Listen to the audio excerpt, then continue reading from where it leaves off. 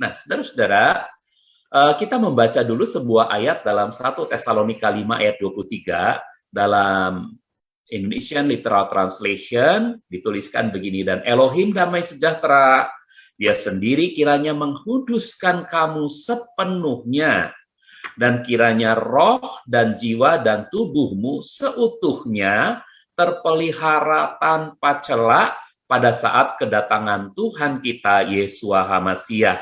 Nah, dari bahasa aslinya, saudara-saudaraku, bahasa yang dianggap bahasa asli oleh kebanyakan ahli, ya, yaitu bahasa Yunani. Untuk perjanjian baru, mereka mengatakan bahasa Yunani, bahasa aslinya. Oke, coba kita baca, saudara-saudaraku, ya. Bagi saudara-saudara yang tidak bisa membaca bahasa Yunani, biarkan saya membaca saja, ya. Autos de hoteos, tes heirenes, agiasai, humas, holoteleis, kai, holokleros, umon, to pneuma, kai, he, sike, kai, to soma. Nah, sike dan soma itu adalah tubuh, ini tubuh, dan ini adalah psikologis, ya, psike itu, ya, psike. Amen tos and pe parousia tukuriu, kedatangan dari Tuhan, humon Yesu Kristu teretein, ya, Tuhan kita yang tanpa celah pada saat kedatangan Tuhan kita Yesua HaMasiah, Yesus Kristus. Nah, saudaraku, ada kata yang diberi kuning di sini diberi putih. Kata itu adalah holokleron. Holokleron itu artinya seutuhnya. Seutuhnya apa? Seutuhnya roh dan jiwa dan tubuhmu. Jadi Elohim damai sejahtera, Dia sendiri kiranya menguduskan kamu sepenuhnya, dan kiranya roh, jiwa, dan tubuhmu seutuhnya terpelihara tanpa cela. Tanpa cela itu artinya ya tanpa keadaan-keadaan yang buruk, ya. Ya, bisa jadi termasuk juga sakit penyakit gitu, ya, pada saat kedatangan Tuhan kita Yesua HaMasiah. Nah, saudara-saudara, yuk sekarang kita melihat kata seutuhnya. Kata seutuhnya itu dalam bahasa Yunaninya adalah holokleros. Holokleros ini artinya lengkap dalam setiap bagiannya. Lengkap dalam setiap bagiannya. Nah, bisa berarti pula apa? Sempurna secara keseluruhan. Atau berarti juga sehat atau sembuh dari segala penyakit. Ya, itu arti dari kata holokleros. Jadi holokleros itu berarti sehat atau sembuh juga dari segala penyakit, bisa berarti itu juga, ya, karena sempurna secara keseluruhan, ya. Jadi Tuhan inginkan umatnya itu utuh, Tuhan inginkan umatnya itu sempurna, ya. Saudara tahu tentunya sebagai konsekuensi dari dosa, tanah itu terkutuk, kan, terkutuklah tanah, kata firman Tuhan.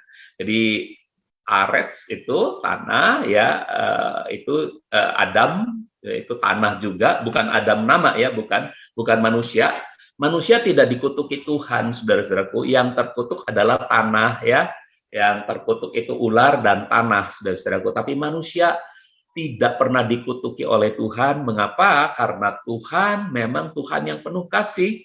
Waktu Dia ciptakan manusia, Dia tidak ingin mendelet manusia, menghapus manusia. Walaupun manusia bersalah, ternyata Tuhan menjanjikan pengampunan. Jadi bukan manusia yang dikutuki, tetapi tanah yang dikutuki. Memang kata tanah itu Adamah, itu mirip dengan Adam, ya, saudara-saudara, tapi itu adalah tanah.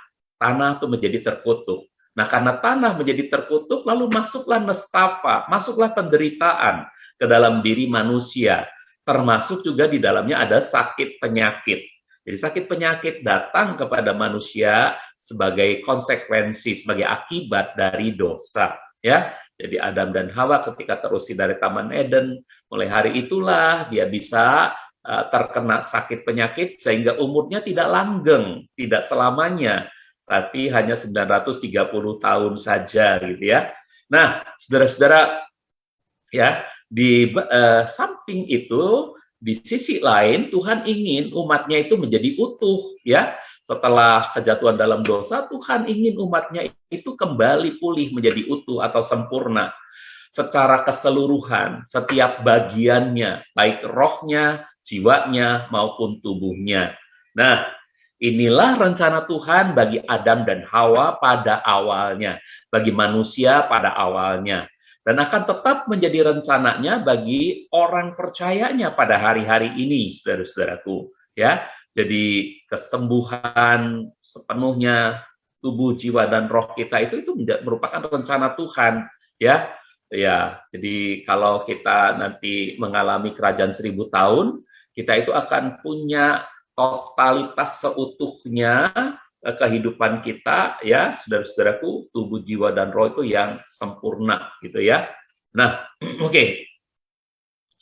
Namun untuk menjembatani celah lebar ketidaksempurnaan dalam rangka benar-benar menjadi utuh, hal itu menuntut kita untuk dapat mengatasi hambatan-hambatan bagi penyembuhan. Karena kan ada hambatan bagi penyembuhan, betul nggak saudara? Jadi kita harus bersama-sama dengan Roh Tuhan mengatasi hambatan-hambatan tersebut, saudara-saudara. Ya, oke. Untuk itu mari kita teliti lebih jauh bahwa sebetulnya manusia menciptakan kita sebagai makhluk yang 3 unitas, ya. Makhluk yang 3 unitas itu nanti saya akan dapatkan penjelasannya. Tuhan menciptakan manusia sebagai makhluk triunity.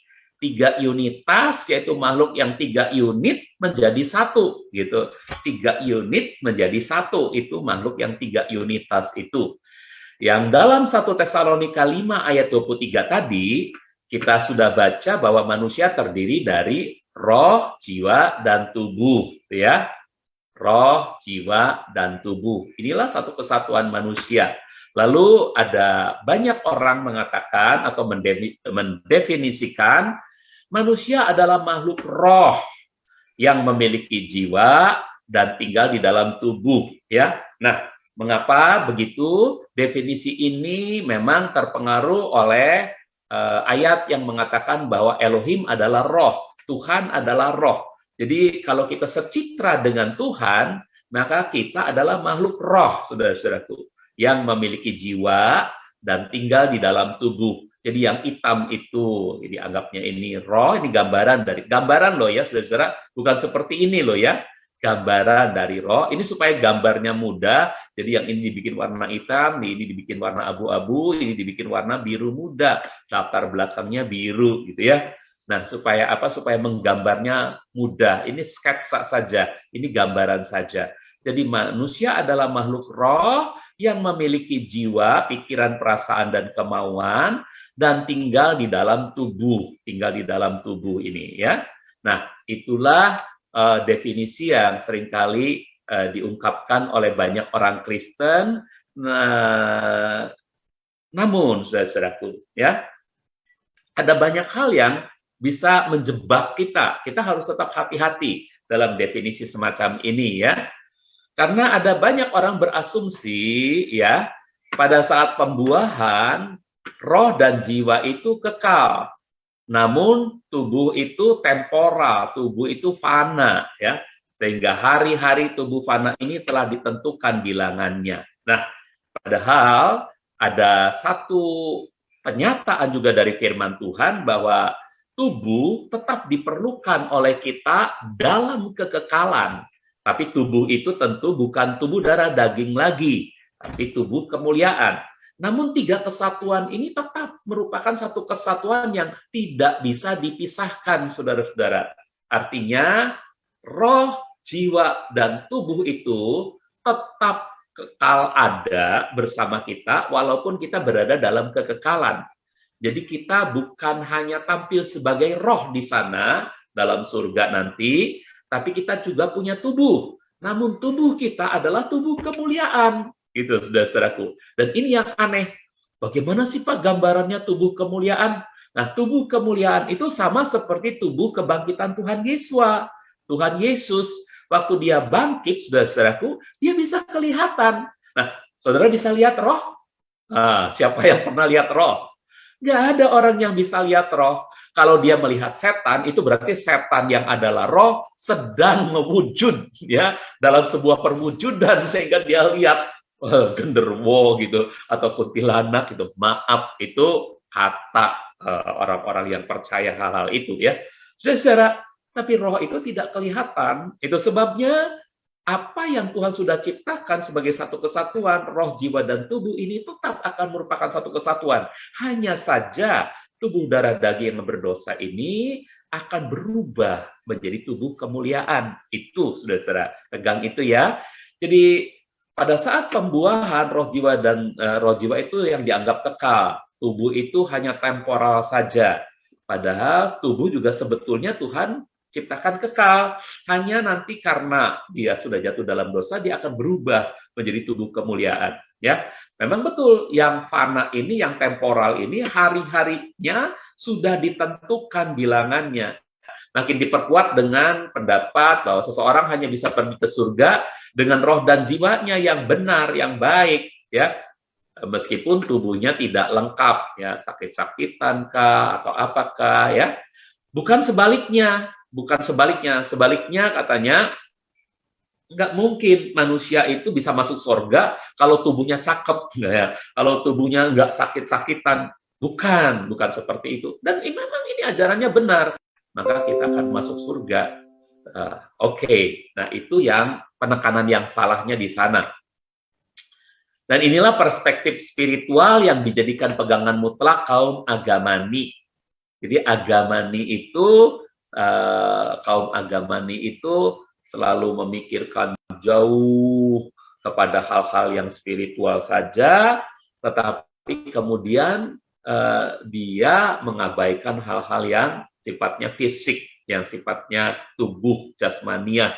Namun justru mereka adalah orang-orang yang kebanyakan munafik, saudara-saudaraku. Akhirnya mereka jatuh justru pada hal-hal yang jasmaniah gitu ya. Misalnya mereka menjual kurban-kurban di bait suci itu dengan harga yang mahal. Itu untuk apa? Apakah untuk rohaninya? Bukan. Itu untuk perutnya gitu ya. Oke.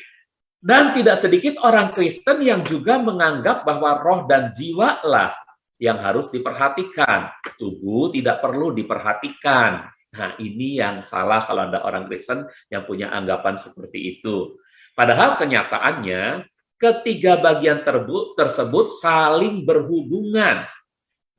Karena keberhasilan atau kegagalan yang satu, ya satu bagian, seringkali memengaruhi bagian lainnya. Jadi kalau tubuhnya sakit, itu bisa memengaruhi pada mood kita, pada perasaan kita. Perasaan kita kadang-kadang bisa memengaruhi pada pikiran kita. Pikiran kita akan memengaruhi iman kita. Dan ini, saudara-saudaraku, yang seringkali jadi hindrance, jadi hambatan terjadinya kesembuhan. Oke, jadi sebagaimana sakit tubuh dapat menghambat dan menghalangi pertumbuhan roh dan jiwa, maka apa yang dimaksud dengan kesembuhan sesungguhnya adalah untuk semua unitnya, bukan untuk roh dan jiwa saja, bukan untuk beberapa saja. Ya, saudara, sudah mengerti ya, bahwa kesembuhan yang Tuhan sediakan itu untuk semua unitnya, baik roh, jiwa, maupun tubuh, bukan hanya untuk roh dan jiwa saja. Oke ya?